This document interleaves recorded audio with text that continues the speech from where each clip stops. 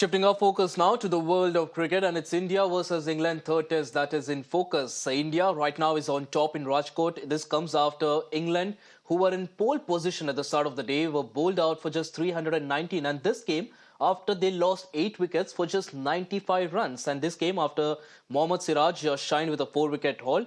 In fact, this did not end there. India's domination continued throughout the day. Jaiswal and Gill further went ahead and tamed England.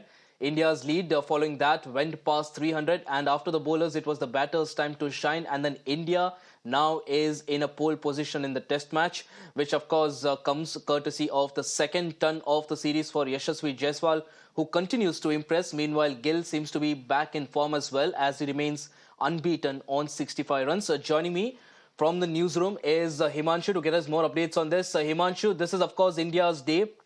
Start of the day, India did not look like they were in a very good position. It was England that was in pole position, and now it's exactly the mirror opposite. England was around 200 odd for 2 wickets down, and India is in the similar position now. But the thing that is in India's favor is the fact that India has now a massive lead. Absolutely, Ashish. A very good evening to you, our viewers, and actually a great evening for an Indian cricket fan, because yesterday around the same time, I'm sure people were not feeling so good. I mean, England were rampaging. Ben Duckett was absolutely on song, and things were looking rather tough for Rohit's men. But first into today's play, it was a different scenario altogether. Kuldeep Yadav was absolutely brilliant.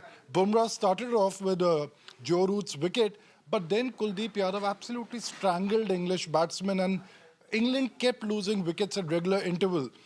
Mind you, and fans should remember that Ravi Ashwin has pulled out of this test match because of a family emergency. So given the fact that India had lost its frontline spinner, Kuldeep Yadav rose to the occasion, was brilliant with his spell, and then Siraj. I mean, he comes in bold, hard, every delivery, over after over, and he finally reaped the benefits.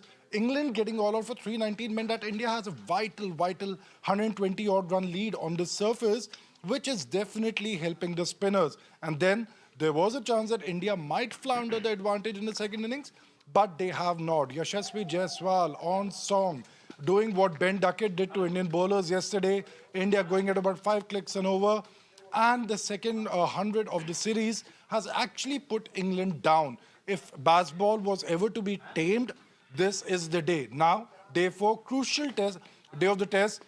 India should make sure that they do not lose the advantage. They bat England out of this match, and with Shubman Gill on the crease and, Sarfaraz and others still to follow, this could be the day when India takes the match by the scruff of the neck and actually goes on to take a 2-1 lead in the series, Ashish.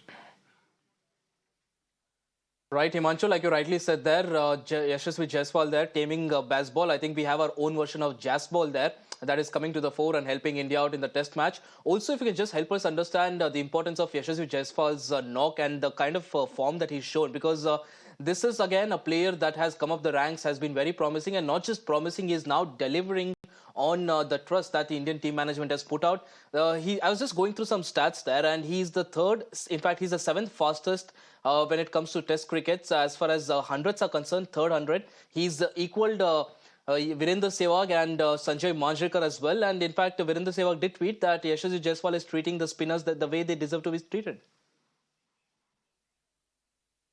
Absolutely. Sehwag can only do things say things which he can. But yes, Jaiswal, it seems to be filling a big void in Indian cricket in the post-Sehwag era. An opener who can dominate. When the openers dominate, like the Hayden and the Sehwags of the old, the team gets a decisive advantage. And today he showed it. In the first innings, he was a little edgy against Markwood and the pace and the bounce in the first session. But today he showed that once he's in, the boy can actually dominate, play against both spin and pace. And the way he accelerates, the kind of runs that he scored, India scoring about 150 in the last session. So in a test match, time is also of critical importance, and Jaiswal understands that. When you score at that pace, it also gives ample time for the bowlers and the captain to put their strategies in place. And Ashish, if like you put out some facts, this could be a very interesting trivia from our side, that Jaiswal could actually emulate another fellow southpaw, Vinod Kamli, with back-to-back double hundreds in the same series. Though Kamli did it in successive tests, Jaiswal could do it in the same series. And it could be, just the kind of day. Jaiswal has shown it.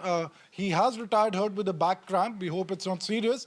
But if he comes out and goes on to make a big double tomorrow, it would be fantastic. This boy has come to the ranks. He's shown that he has the power, he has the ability, and now he's also showing he has the temperament for the big occasion. Right, Himanshu. Of course, like you rightly said there, Yashasvi Jaiswal there of course, he's emulating Vinod Kamble, and one only hopes that the emulation only is limited to the on-field knocks.